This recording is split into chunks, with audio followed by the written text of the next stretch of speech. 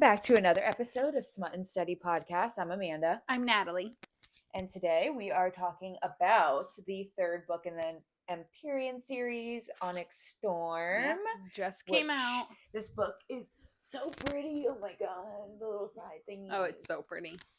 I mean, literally, I wouldn't have known because mine's on the Kindle. So thank God Amanda brought a real book, guys. We decided for this book that we were going to do a readathon because we were like, fuck it, let's just read the book all in one sitting. Yeah. And the hype for this book was so hyped up, guys. And, I mean, we were part of the hype. We're like, oh my god, you know, because we were so excited for this book. We were waiting for it. Like, we pre-ordered this back in like freaking April or March or something. Like literally, it's been pre-ordered for freaking forever.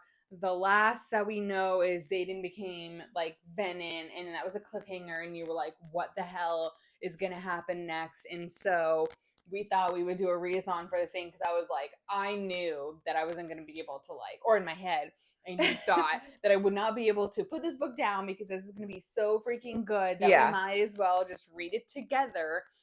And let me tell you, we read this book and we're mad. We are so very angry. I'm angry at the way it ended. I'm angry at the way it was written.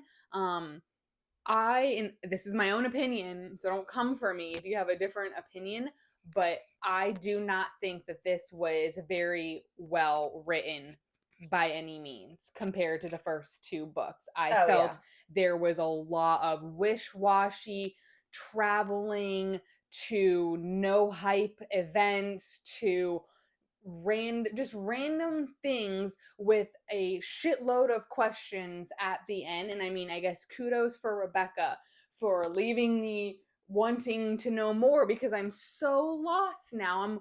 I'm twice as confused as I was in any of the first two books. Yeah. So I guess kudos on that end, but I have to say that I think the first two books I rated 5 or 4 stars, like potentially probably 5 stars, and I gave this book a 3-star. Yeah, and the other ones were 5. Like, I was just so mad because I just felt like the hype for this book, I felt rushed. And, we'll get into more detail, but to say we're disappointed is probably an understatement. And, we're going to do the same thing we did with the others. We're going to talk about what happens in this book and give like a brief summary, but it will probably be a lot of us complaining along the way because there were so many, what even was that moment that... Yeah. What even was that? What even was this? Okay, so like she said, the other two were 5-star books. No doubt about it. I'm pretty sure that's what I rated them. I think I rated them. This was a 3. Probably would have got 3.5 if Goodreads would have done that. So if we're just rating right now, 3.5. One word for this book. Actually 2 words. ADHD clusterfuck. Oh yeah. That's how I felt reading this book. Yes. To me, it seemed rushed, and it seemed like when she was writing, and no offense to Rebecca, obviously maybe she's just mind fucking us, and that's just the way this book was supposed to be. But to me, it seemed like she wrote the book, and all the pages fell on the floor, and she just scooped the pages back up in whatever order, and was print it, it just was so true. There were good moments. There were funny moments. There were sad moments. There were oh my gosh moments. We got Daddy Xaden. The banter was great. Yeah, the banter was great. We got Shadow Daddy Xaden's moments, one-liners that popped off. There was, but it was just as a whole where you just finished it and you were like, what did I actually read? And I feel like the internet is so torn because I feel like I've a lot of TikTok videos by a lot of girls that I follow for book talk and stuff love this book, and they're crying at the end because they're destroyed, and I'm like, I get that. I totally get the mind F ending, but just as a whole, I was just there were so many random things that were mentioned that just never got an answer to all these things, and I just was severely disappointed in this book. And they, like I said, definitely had good moments. Still read it in one sitting. We read it in 11 hours or something like that. We went through it, but it was just 4 chapters would be like, what the hell am I actually reading? Like, what is this nonsense? What's going on? And then you get a chapter where you're like, haha, that was really funny. Yeah. Or you're like, ew, like a shadow daddy moment. I'm loving it. And then it'd be back to like 4 chapters. What the fuck is going on? Like, so this book is pretty much about finding the 7th kind of dragon, pretty much. So they're looking for Andarna's kind, which they call the Irids. They're like, I don't know. They believe this is the cure for venom. So pretty much they're trying to find the cure for the venom, and it's finding these dragons. And I think that the main stars of this book, which Andarna was like great in this book, with the banter between her and Taryn, and like when she finally does meet like the other Irid dragons, like the way how like she's just like this giddy little teenager, like my story's so great, and like the way that those older dragons just like shit on her. Like I thought that they that was shat on her. That was crazy. It was good though. Like that whole like character build thing was good. Riddick was the number 1 star. Riddick was the star of this book. Man. Like this man was funny. The star of this. Everything about Riddick in this book was amazing. Xaden also was amazing in this book. Which you know, to a point though, because it was very like, we know Xaden as like the bantery type, like, you know, he's super like they're always bickering, but like in a good way. And in this book it was very like, my hat's off to like Violet, like I love you, I bow down to anything you do, and blah blah blah, which like we love. But at the same time I was like, okay, where's like the spicy like bad boy Xaden? In the beginning of this book too, it started, and it was like a happy start, because it was like, it started off with like Xaden and Violet, and so you're just like, oh okay, like the crew, or like a few of the crew members, and the quest squad, as Riddick calls it, and Violet know that Xaden's like part venom, but no one else knows, because his eyes are kind of normal unless he has like a moment.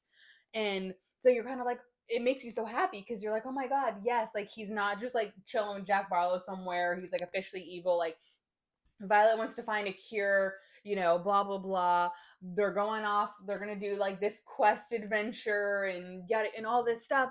But then it was like the whole, like you said, it was like half the time it was Xaden like bowing down to Violet, and then the other half it was like, I really want to be with you, but like I'm gonna hurt you, like I can't. And I'm like, pick a lane. Like you show up at her door, and then the whole time it's like, I want to, I don't want to, I want to, then leave, bro. Then leave. Then like you're teasing the audience here. Now. Then don't be here. And then the only time we got good sexy scenes was when they were in areas that didn't have magic, and you were like, finally. And it was like 2. We got 2.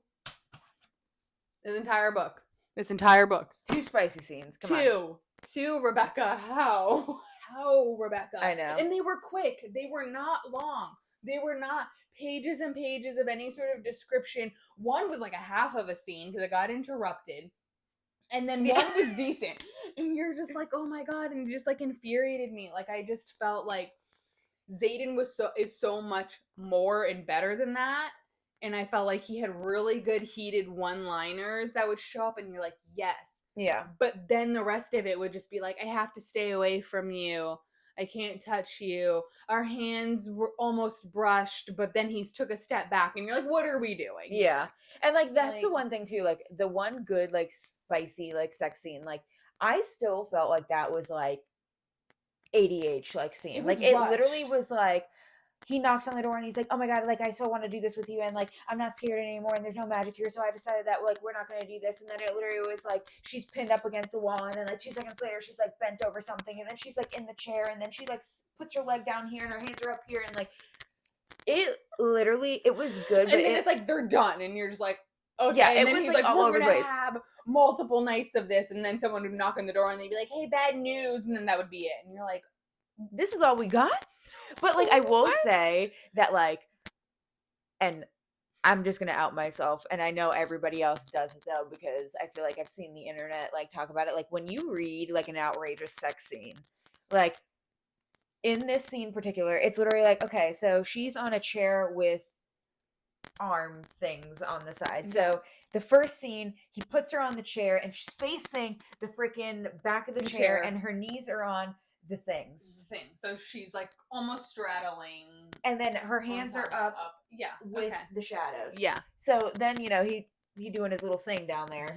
And then after he's done doing that, he makes her put one leg down on the chair. The other one is still hoisted up on the armrest area. And her hands are still pinned up there. And I'm guessing he's behind her, doing the thing. But you lying if you said you didn't think in your head about these positions. Oh, no, for sure. I'm going, how? What? Yeah. And you're thinking, you're okay, so both legs are on here. You're like, is this actually possible? And I'm like, okay, or is this like a... So if she's facing the back of the chair or like her head's facing the back of the chair and he goes underneath her to do that, and I'm like, so where's the rest of his body at? Like, is his body like hovering like under, you know what I mean? I don't know, he's just really strong. Work? I don't know. Unless he's like sitting and it's like angled. I don't know. That chair one got me. I was gonna say, I'm not the only one thinking this shit. You're not. And she actually sent me like 1 or 2 TikTok videos of other people going on the chair and be like, okay, so this is how it was done. This is how it was done. And you're like, oh yeah, okay. But no, I definitely thought. I also saw one, which is so tangent or whatever, but like where the girl literally is like on the chair and like her knees are on it, and her husband like walks in and he's like, what are you doing? And she literally just grabs her book. She's like, nothing. And I'm like, we all was thinking it. Yeah. She's like, I'm not doing anything. Yeah. Like, But no, I agree. I still, like I said, I still felt like the smut scene was very like chaotic, which I'm not discrediting it. It was good. Yeah, I said, I think like there were parts of this book that were thoroughly like grade A. Like I think I sent Amanda a TikTok like a few days after, and it was like all the Xaden quotes that he was saying to Violet or to other people about Violet, and they freaking hit. They were shadow daddy, like, ask her, like, I believe in her, I trust her, like all this sort of like very hot, I'm like, yes, like there were good moments. I appreciated the sex scenes when we got them. Yeah. I liked them. I do feel it was just rushed or chaotic. I wanted more. I can understand where she was trying to go with it. I get that he's part venom and he's scared and she's trying to, like, I understood it, but I was just angry about it. Yeah. And, like, I thought another, like, going into this book, like, you learn more about Violet's dad, and I was so happy because I was like, oh my God, like, we really haven't, like, we knew some about Violet's dad, but, like, I don't know, there was a lot of theories out there saying, like, oh, like, he might be venom and blah, blah, blah. Yeah. And, like, they did the thing where they, like, followed the stuff that the father said to do, but then at the same time, it's like, they kind of pointed out certain things and then, like, never retouched it to answer the question. No. So it's like they open the window, like, let's just say, like, there's a scene where they go to the Temple of Dun, and there's, like, the girl with the silver hair, like, how she has, and it's kind of like, oh, like, Violet's intrigued, like, she's like, what the heck, like, and then they never really, like, touch on it again. It was just, like, a passerby, like, comment or conversation, and then, like, you're like, okay, cool. And then it's like, they finally get to the island where they, like, they go to all these different islands. They have, like, all these different struggles. They go to an island that has, like, Xaden's mom on it. And, like, to be honest, like, that scene was, like, very short. Like, you kind of knew it was a setup. From, like, the beginning. Because it was just, like, super weird. Yeah, which was, again, very annoying. Because it was just, like, it could have been such a bigger scene. Like, this is except for that it's like, mom. Don't touch the chocolate cake. That was good. That was good. But again, it's just like Xaden's mom is there and you're like, he has mommy issues, and you're like, oh shit, like we're about to hear this big story about how she had to, and it was just kind of like breezed over. It was like she kind of was like, oh, I had to, you didn't understand, blah blah blah, and then all of a sudden the shit's poison. And then Violet's like, I knew it was poison. That's why I poisoned you. I poisoned you. And you're like, the fuck is going on? And then this motherfucker. And then Riddick gets stabbed. And then I'm like, oh God, the one funny character gets stabbed. You know? It was fake stab. He didn't really get stabbed, but he makes you think. And then Garrick, who eats the fucking chocolate cake. I know. And then you're like, oh my God, he's gonna die. And you're like, are you freaking kidding? Because he's also a funny character. Like, he's also somebody that you want to, like, keep in the book. And you're like, okay. And so the chocolate cake, like, that was funny. But then they travel, they finally, at a random, like, just chilling on the beach, just at a random spot, and the dragons decide to show up, anticlimactic. They shit on Andarna the whole time, anticlimactic. You're just like, okay, cool. And then they're like, no, we're not going to help. As soon as they see Xaden walk up, who's part Venom, they shit on Andarna, they shit on Violet, and then they're like, okay, bye. And you're like, I just read like 300 pages worth of this travel fest to find them for less than a half of a chapter of a conversation for them to just fiddle away, and that was it. I know. And we lost a character, and the character got shot in the freaking...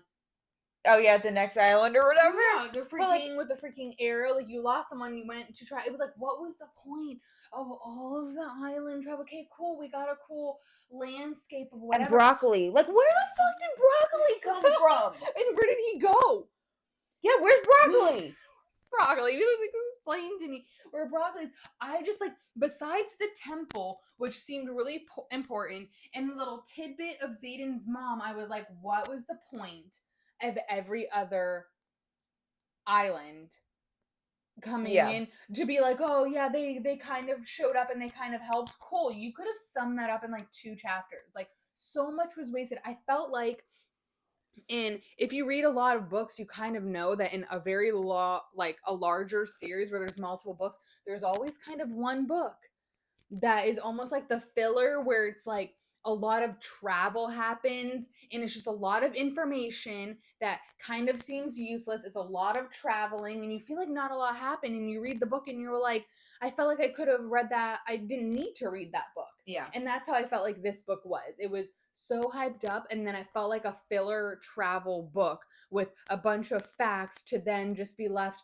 more confused and almost just like, just wait for the next one. You're like, okay, cool, glad I read 500 pages of nonsense to not learn anything, be more confused, to wait another 2 years now because Rebecca wants to enjoy her family for the summer. Yeah. And not rush this next book. So she hasn't even started writing it. So which, like, I'm probably going to forget all this. I mean, not forget it, but like, it's going to get to the point where it's like, you have to reread everything because it's going to be too long. And I just felt like there was just so much filler information. Yeah. Like, it was just like, it was like 15% really good moments, and the rest were just like, we traveled here, we did this, we traveled here, okay, cool, this excited me, but I didn't get an answer, and then we moved on, and you were like, okay, cool, and then it was like, oh, Violet was taken to the temple but didn't finish what she was brought there to do by like her dad, and then her dad has another name.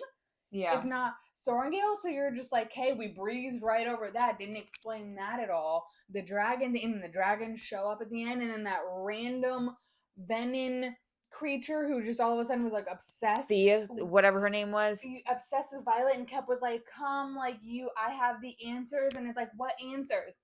And then they had a little fight, and it was like, her character could have been so much more. Oh yeah, she came out of nowhere. You didn't really learn anything about her besides like that she knew Violet's mom and like controlled whatever, the weather or whatever the hell she controlled. Yeah. And then they had their little fight scene. It was just all of this. And then to keep shitting on this book some more, I get a point of view from 2 randos. I know. I don't get a Xaden's point of view once in this book until the very fucking end, and it literally was like 2 pages long, and I was like, and it gave me nothing. And that's what pissed me off about this book. It left me even more confused. I feel like you read all this, not nonsense, but you read all this filler is pretty much what it is. And yeah, like we said, it was funny. There was good like filler stuff, like Riddick like carried the whole fucking thing. Yeah. But then you get to the point where it's like, okay, like we're finally at the war scene, like, you know, like shit's gonna go down. You're telling me we get into the fight scene and you're gonna put Rhiannon and Imogen's POV in there, which like, okay, the only thing you get from Rhiannon's thing is that it says someone that we love is going to die. So okay, cool, little like sprinkle there, like something's gonna die. Pages of that. And like we already know that you're not afraid to kill people off, Rebecca. Like Liam died and we loved him, so someone's gonna die. And if it's Riddick, fuck you. If it's Riddick, you can fuck right off. Imogen's like, okay, like I get it. Like there's a bunch of characters. Imogen's point of view, I hated. Like I did not give a shit. I did not like her point of view, and I get the point of putting her point of view in when you read the end of the book, but like number one, like, Quinn died, and you made a big fucking huge scene about Quinn dying. Who the fuck is Quinn? I understand, yes, she's a character that was mentioned in the first book, but, like, at the end of the day, like, she was nothing relevant to the point where, like, you're in such a huge, like, portion of the fight scene, and you're gonna tell me that Quinn died? Xaden's fighting for his life somewhere, and you got Violet, who's basically getting murdered at this point, and almost then they're like, let's flip to Imogen. You're like, are you? It just, I know. There were just so many frustrating parts of this book. And, like, the only part of Imogen's POV was, which might be a little inkling into, like, some point of the next book, was that Bodhi was on all fours throwing up. And I think that is the only part of that thing that actually would clue into some other portion. I just didn't need... It just pisses me off that Xaden didn't get any major point of view, but then she just threw it. And, like, Xaden's point of view was the most confusing point of view as well, because it was just even, like... Yeah, it wasn't even, like, a full chapter of his point of view. It was, like, a page and a half, and it was so confusing. It was, again, him almost losing his dragon, him saying that, that basically he lost a brother who knows he's been fighting this issue for the past, like, 6 months of being Venin, and now basically he's Venin. And you're just like, okay, cool. Doesn't say the person's name, just says his brother, leaves you confused. Like, you're like, okay, cool, all right. He basically combusts and scatters his fucking pieces, and that's what saves Violet, and then her basically almost dying and not really feeling the bond and telling as much as she can into the bond, I love you, and he's basically like, oh, I see the pieces of my soul being scattered, and, like, that's, like, the only thing I can hold on to that's left of whatever. And then Violet passes out. Yeah. And you're like, okay, cool, all right. And then there's the whole conversation with him and Sagol, like, his dragon, about, like, oh yeah, she promised she would help, like, I have to go talk to Taryn or whatever, like, see what he says. And you're like, the hell is going on? And then it leads to the most frustrating ending ever, where Violet wakes up, has no idea, she's been conscious, confused, lost for like 12 hours. She just appears back at the War College. She stares down at her finger, and she has a big fat rock on her wedding finger. Yeah. It's big, was it emerald or something? I think it's a green diamond, an emerald or whatever. She has no idea what happened. They talk about 2 dragon eggs missing. Just sprinkle that in there. Xaden's missing. Also, a few other riders are missing, which include Garrick. It includes Bodhi. Is that right? Garrick, Bodhi. Isn't there someone else? I don't know. Isn't, like, Eric gone? Yeah, but Eric, like, fled during the fight scene, which was also so weird because you know he wouldn't do that. So I think Xaden and him were in cahoots about this 100%. Master plan, whatever. We won't even get into that. And basically, freaking Violet's confused, reads this note, which, by the way, Shadow Daddy Xaden says the most beautiful things throughout the book, the most heated things. I would die without you. I would die without you. This world is nothing without you. I would die with you. X, Y, and Z. In the note, basically. The note pretty much says, don't look for me. It's yours now. Bitch, what? And he's gone. And he's gone. And he's gone. Don't look for me, Kate. Rude. Motherfucker, I'm your wife now. That's rude as shit. It's all yours. Kate, cool. Tara, what's it called? How do I pronounce? Tarandor or something. Tarandor is hers now. Okay, cool. They got married so she could have it. And then he's gone. And I'm assuming they're referring to his brother, who would have been the rightful heir to take over in Xaden's place, is Venin, and he's gone. And so that's how it is. And then she looks at freaking Imogen and was like, what happened? And then she goes, what you asked me to do. And then you flip the page over and it's acknowledgments. And when I about shit my pants and wanted to be like that fucking video with, what's his name, from Silver Linings, where he closes the book and he goes, what the fuck? And he throws it out the window. That's what I wanted to do, because I was so mad, because I was so confused, and I had to basically get on the internet, basically reread the theories, reread the ending to get a effing clue on what was happening, to even be like, okay, like, oh, we think that, they went to the Dun Temple and they got married because they owed Xaden and her, so that was what they were going to do. And maybe they took the dragon eggs to try and get this army or whatever, and blah, blah, blah. And you're like, okay. But if I wouldn't have gone to the internet to be able to read, it was like, there was just not even, she wrote so little that it wasn't even enough information for me to like put together my own theories or my own synopsis. It was like mentioned and then just moved on. And you're like, am I supposed to be smart enough to think that what they're like, I don't know. I just felt like it was just very cutthroat, dry, very short ending. I was more confused than like, okay. And then the connection, there's no more connection. Now, like, Tarn's sleeping. Yeah, okay. Tarn's in like a deep sleep, which like only leads me to think that they broke their connection. They broke their bond. Yeah. She can't talk to Xaden down the bond. So their connection's severed. And you're like, hey. And so now, and again, because I'm stupid, I didn't think of this and I had to read it. My only thought is that fourth book is going to come out, and the only way that Xaden and Violet are going to be able to communicate is in the dreams. Yeah. And that's the only way we're going to get whatever. And I feel like that's how she's going to try and find him, is they're going to meet in the dreams, which is, okay, cool. Good job, Rebecca, I guess. Like, thank you for the mind fuck. And that ending pisses me off. I don't think that was a bad ending. I think Rebecca knew what she was doing. I think there's 2 more books. She wanted you to be left on a holy shit cliffhanger. A lot of people talking about this book were like, I knew that Xaden was going to leave. Like, I just knew that they were going to be separated. Like, I knew it was whatever.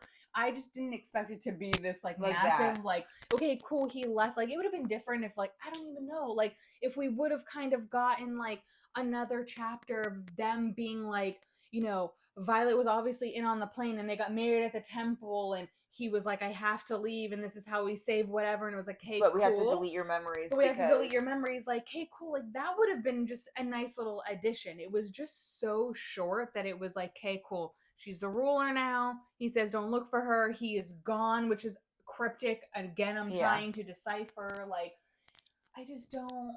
And if it would have been better well written throughout the book, it would have made more sense. And it came through to that ending, it would have made more sense, and I probably wouldn't have been as mad as I was, because I was mad at the ending because I was just shocked by it, and I was mad because I read that entire book for it to get to that ending. And it was like, okay, cool, I read that whole book to learn what? Nothing. Exactly. To be more confused. They won the war, kind of, and I don't even think they did, though. Like, it's like they did something. They're back at the college. And, like, that was my thing. They literally went to all these different lands or islands or whatever to, like, have, like, some type of army to, like, help them. And it's like, okay, where the fuck was the army? Because, like, I remember either Garrick or Auric went back and they said that, like, one of the place's armies was, like, coming, but it would take them, like, a day. And I'm like, okay, well, the war is, like, now. And, like, the thing that pisses me off. Yeah, that was another thing that, like, okay, so one of the Irids shows up to go get Andarna. Yeah. And, you're happy because you're, like, sitting there. You're like, oh, shit, like, the dragons actually came. Like, it's gonna, like, work itself out. And they're like, oh, no, like, you have to break the bond. You need to come with us. So, like, Andarna breaks her bond with Violet. And I'm like, what the F? That is not what I was expecting. I wasn't saying that was sad as shit. That was something that we found out, though, that Andarna's kind can just, like, sever bonds and create bonds like no other. But, like, I will say I was But she still had Andarna's signet. Yeah, which is even weird. And then she showed up at the end, and I'm like, where the fuck did you come from? Yeah. She was just, like, there. She's like, Tarn's sleeping. You're like, hello? Hello? Yeah. There's just so many things left unanswered, and I get that was probably her point, but it just makes it, like, a choppy book. I just felt like it was chopped all over the place. Like, I just got no one fluid answer to a freaking question. Yeah, like, everything was just left, like, and, like, okay, so I felt better about the book after listening to some theories. Like, you have to turn on the internet with this book because, I mean, like I said, we read the book for like just pure enjoyment, and like there's people who piece together little things, and this is where the blurbs come back into fucking play because me and her, after we read the book, which we should have just recorded right after we read the book, because we Our ranted for like reactions.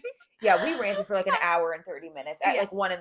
Like we were so heated. I was so mad. I'm still mad. Clearly, I'm so mad too. But I don't know. Like I just get annoyed with. I know I'm sidetracking from what I was just saying, but I got annoyed because it's like, okay, in Iron Flame, Fourth Wing and Iron Flame, both the fight scenes were like chapters long. Chapters long. Then you get to this book and it's like a bunch of fucking story building for no reason. And then you have like 3 chapters of like the fight scene. Yeah. And you're like, okay, yeah, Mira died. And like you said, it was just so confusing. It was like this girl pops out from nowhere, this Venom. I don't even know how to say her name. She pops out from nowhere. It's sort of like, oh, I have your sister, but bring the brother. Then they go there and they're like, oh, well, this brother isn't the correct brother. So what brother are they talking about? Then Jack Barlow randomly shows up. So you're thinking Jack Barlow's the brother. Yeah. And then you're like, so confused. Jack Barlow's there. Then it like goes to like Violet, and then it goes to Rhiannon, and you're like, okay, wait a minute, where's Jack Barlow?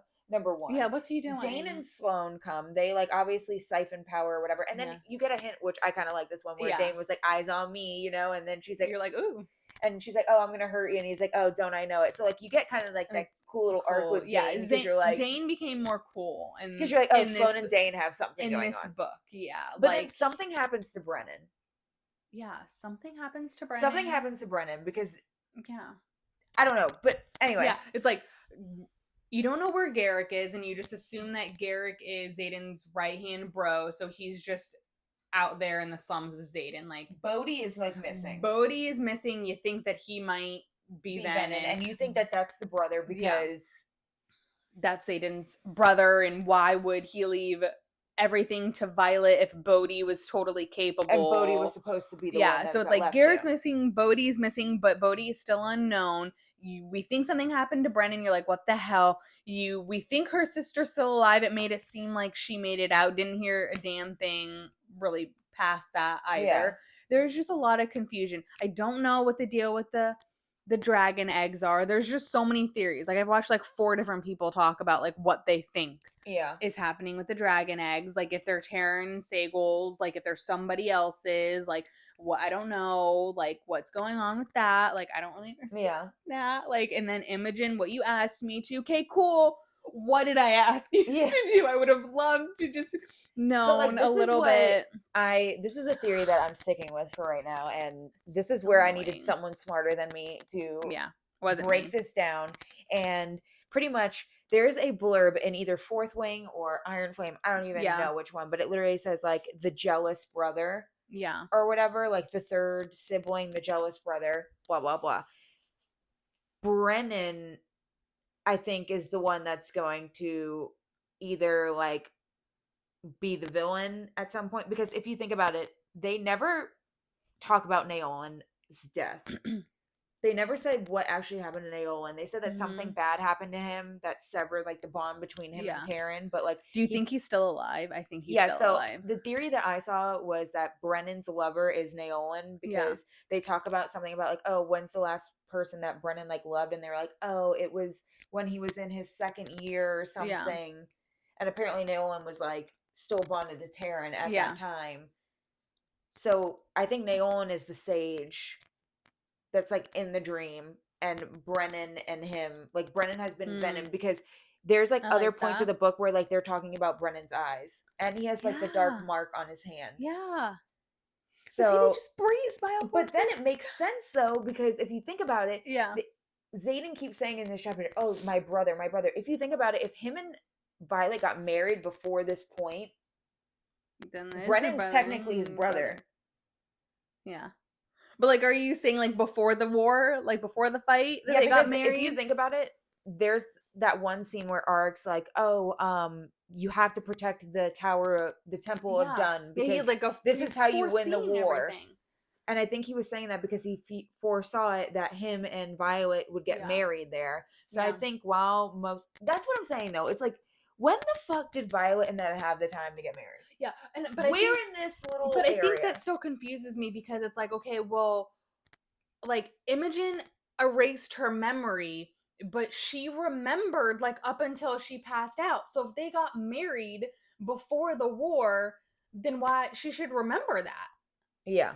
Unless Imogen can specifically target that one memory, but, like, she remembered the war. She remembered fighting. She just didn't remember anything after that. So it was like she woke up, she had a ring, she didn't remember the wedding, and then everything else is like a blur for her. But you're like, oh, if they got married like 2 days before the shit went down, wouldn't she remember that? Yeah. I don't know. Well, like, I don't know. Then there was another theory about something about like how both the other books had like talked about contraceptive tea. Yeah. And like in this book, like they didn't say anything about it, and that like she was saying that she was like dizzy and lightheaded throughout this whole book, and they're like, oh, well, is she pregnant? And that's why they're saying like there's the air. I did see though in a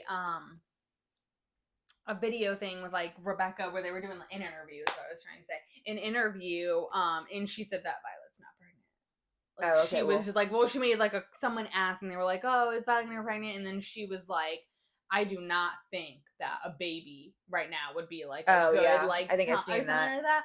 So, but that was also good too because you're like, why are you trying to confuse me? But I also think that if Xaden and Violet, like Xaden knows that him and Violet are endgame, he could have just been calling Brennan his brother regardless of them officially being married. Yeah, that's true. Like, and if you think about it, like they made a point to say like, okay, Xaden, like he's never gave a shit about first years, and like this book like focused a lot on like some of the first years, which like when I'm reading it I'm like, okay, like why do we need to know that this person has like fucking shadow paddle, you know what I mean, like he's a shadow wielder too, like I don't give a shit, but that's what they were saying, like Eric, and he cared about Eric. Yeah, he like really cared about him, and I think what happened was that Eric saw the future of what was going to happen, pretty much talked to Xaden about it, and like you said, they had like some type of like cahoots like plan or whatever, and that's why he kind of fled from the scene, I feel like, because they had to wipe Violet's memories because they knew that someone could read Violet's mind and end up finding Xaden, because now everybody pretty much knows that Xaden is a Venom, and they're like, okay. Yeah. But that I agree. Like that I understand. I'm okay with that theory, and I'm also okay with the theory that Brennan is a Venom. Yeah. But I guess like why do I have to Google search like 9 different things to figure out like why am I so confused after reading a book that I literally have to have like the internet basically describe 8 different theories to me for me to be like, oh yeah, like that makes sense, I feel better. Like, why did you have to confuse me so much? That's what I just want to know. Like, first of all, I love Jameis just grooming himself in this video. He's like, yeah, this was shit. He also gives this book a 3 stars.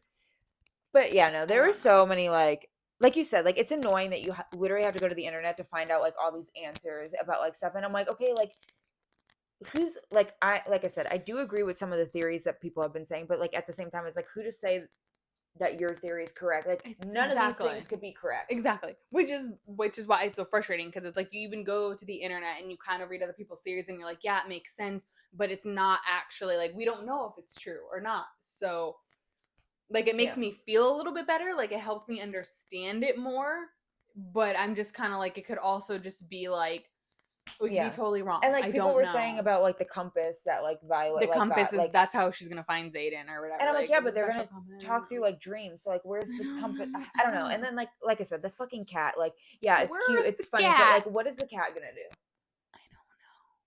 I don't know anything. It's just like I don't know anything. This book left me utterly confused. And like the other like and thing, I'm like, so mad about it. I thought I was gonna get. I literally expected like I knew that there were 2 books after this. I knew it was gonna like be left on a cliffhanger. I said I was like I thought it was potentially like Xaden was gonna die, or we thought he was dead. He turned full Venom. Violet turned Venom, and I even thought first was like yeah, they're gonna get separated. Okay, I understood all of that, but like I just thought that I was also gonna get some answers. It was like. 4th Wing left you with a cliffhanger. Iron Flame, you had questions, and it left you with a banger of a cliffhanger. This one answered no questions, gave me more questions, and left me more confused. And that's where I get mad, because I'm like, you couldn't even answer anything. You couldn't give us anything about the fact that She saw another little girl with the same color hair. Her dad with a different last name. Like, we got nothing. Nothing.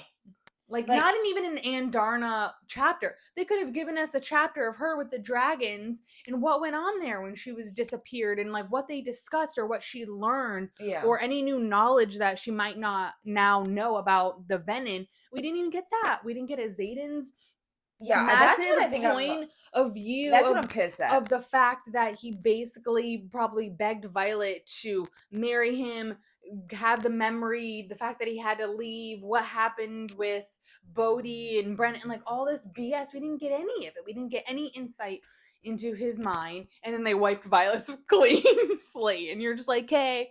I just know. It was just, and like, let me say, I'm mad at Rebecca now because I'm obviously, so like, mad at Rebecca.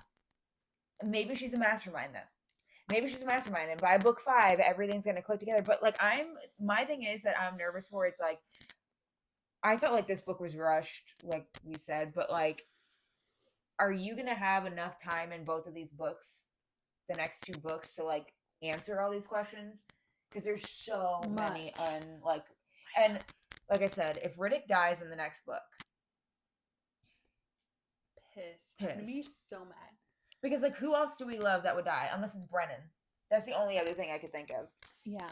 I mean, I really like Garrick too. I mean, all the characters are great. Yeah. But I don't know.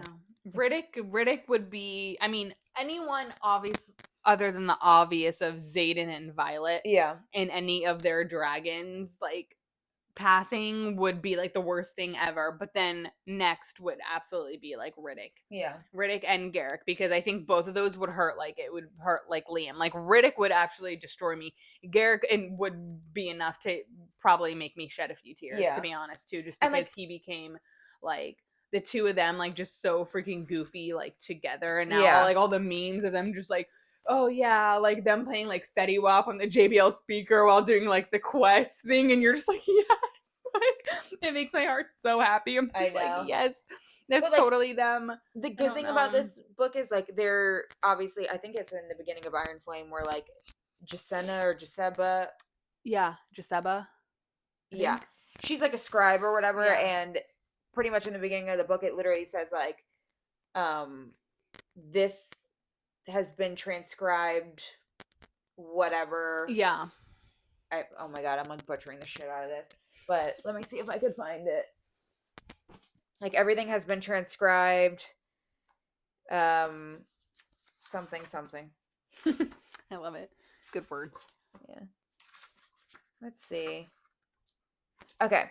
The following text has been faithfully transcribed from Navarian into the modern language by Gisenna Newler, curator of the Scribe Quadrant at Besaith War College. All events are true, and names have been preserved to honor the courage of those fallen. May their souls be commended to Malik. So it's like, you pretty much know that everybody's dead at the end of the series. At least that's what I get from that. Well, I read another theory, and they were like, people think in this next book that Violet's gonna meet like Malik, like not like die, but they think that like she's gonna like speak to him because like she's so powerful and whatever. Please bring Liam back. Yeah, I know, but she said that he's dead. I know.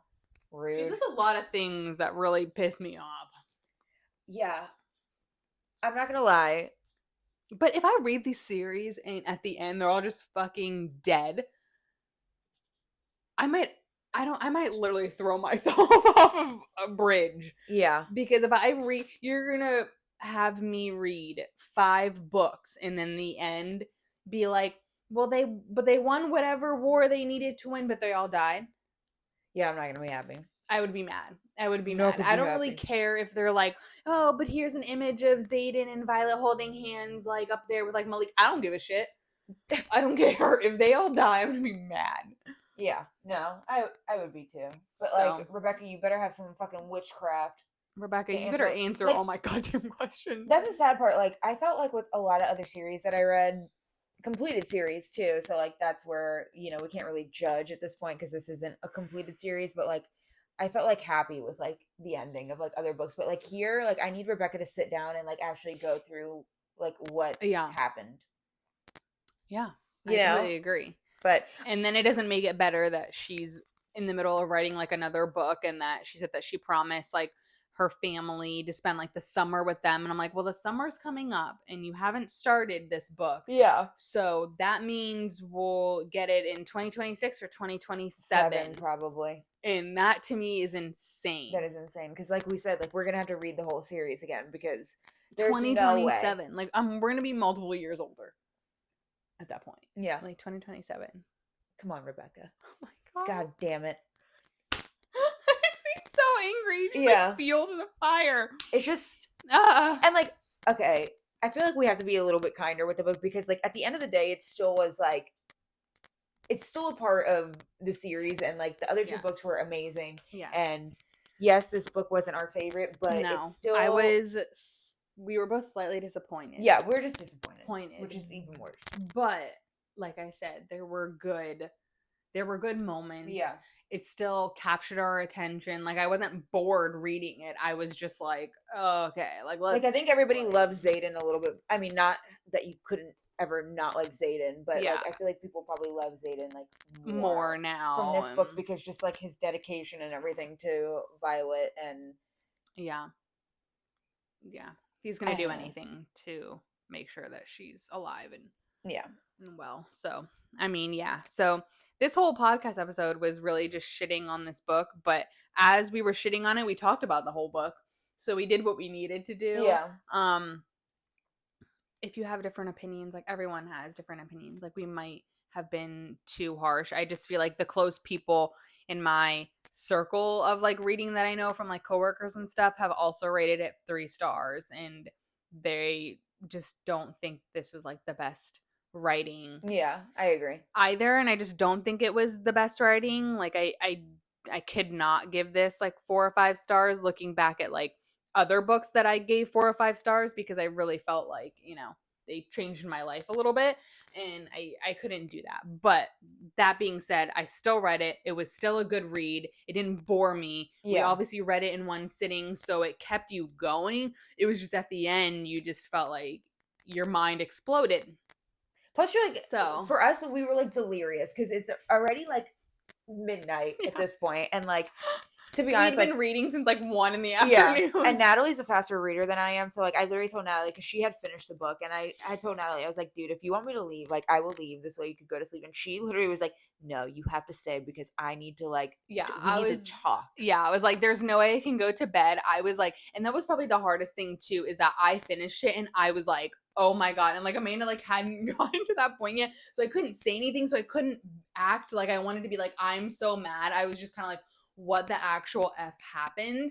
And so I was like, Amanda, like you have to like, I'll make us tea, like I'll clean up a little bit, like I don't really care, but I was like, we have to talk about this. And then we talked about it for like an hour and a half afterwards because she finished it and she was like, what the F was that? And then we were like, oh my God, and we just went full in like we're doing now. And it's been a week later and we're still very heated about it. Still talking about it, so. Still talking about it, but you know, I guess in her own way, she did what she needed to do because everybody's talking about this book. Exactly. So, Evil Genius. Good publicity. Exactly. Evil Genius, very popular book. She got everyone hooked. Everyone's really invested. So, she what she needed to do. And like I said, it wasn't like a crap book. It was just, you know, the 2 books were just better written. And then we got this one and I was like, what the heck? And then I'm just more confused. So that also makes me angry. I don't like being confused, okay? I feel like we laughed because in this book, like, it just kept saying, get fucked. Like, oh yeah, that was like the quote from like everybody. So like we literally like ended the book and I'm like, I feel like Rebecca's like moral of this book was get fucked. Like yeah, she was just like get fucked. Yeah, she's like, now you guys thought this was gonna be great. Basically, just like making millions and millions of dollars, and then she's like, I'm gonna enjoy the summer with my family. I'm like, are you out of your mind? Like, are you out of your mind? Now my summer's destroyed. No, I'm kidding. Yeah. Now my year's ruined. But anyways, thanks for listening to our rant. Yeah. Like I said, it's just our opinion. If you agree to disagree or just disagree with us, like, you could let us know or not. Yeah. Maybe thumbs down this video. I have no idea. But that's just our opinion. And because this book had just come out, we wanted to go from ACOTAR to Fourth Wing because it's such a big conversation. Yeah. Now, this series that we just wanted to talk about it while everyone else was kind of finishing the series and fresh in everyone's mind on like what the hell is going on. Well, after this one, I think we might dive into some dark romance. Yeah, we're gonna dive into some dark romance. Really, just lighten it up. Yeah, I think dark lighten it up. It still lightens it up because it's just not as heavy. So yeah, I like it. I think that's what we're gonna do. So I was gonna say you could read that book mindlessly and not even have to like worry about anything. Yeah, and it still can leave you on like a little bit of a cliffhanger, but you're not confused. Yeah, exactly. But all right, rant over. Yeah. We're done ranting. Thanks for tuning in. Thanks for tuning in. Bye.